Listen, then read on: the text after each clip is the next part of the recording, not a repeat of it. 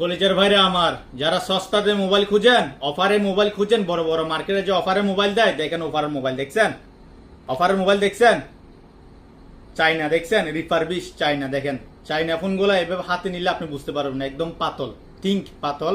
দেখেন ব্যাটারি দেখেন, এটা একদম একটা মনে করেন প্রিমিয়াম, যেটা একটা অরিজিনাল মাদারবোর্ডে যেটা একটা প্রিমিয়াম ফিল থাকবে, ব্যাটারিতে একটা ফিল থাকবে, ঠিক আছে? এগুলোতে আইসিতে ক্যামেরাতে একটা ফিল থাকবে, কিন্তু রিফারবিশে থাকবে না। দেখেন এটা কি পাতল দেখছেন? এটা পাতল দেখছেন? এটা মাদারবোর্ডটা দেখেন, জাস্ট ফ্ল্যাশ লাইটটা দেখেন, দেখেন রিফারবিশের ফ্ল্যাশ লাইট দেখছেন কেমন? এটা যদি অরিজিনাল হতো, ফ্ল্যাশ লাইটটা মাদারবোর্ডের সাথে অ্যাড থাকতো। দেখেন বডিটা দেখেন। কাস্টমারের নিচে 20 দিন ব্যবহার করছে, 20 দিন ব্যবহার করছে, ওর 300 দিরহাম লস। এটা অফারে দিছে 300 দিরহাম। এটা অরিজিনাল কস্ট হচ্ছে 150 দিরহাম পড়ছে। দেখেন চাইনা, চাইনা কিভাবে দেখছেন? এটা একদম পাতল কফি, কফি মাদারবোর্ড, যেটা মোবাইলের মেন ইঞ্জিন দেখছেন? তো যারা যারা সস্তায় মোবাইল খুঁজেন, বলেন ভাই ওই মার্কেটে অফার দিচ্ছে, মার্কেটে অফার দিচ্ছে, কিভাবে দেয়?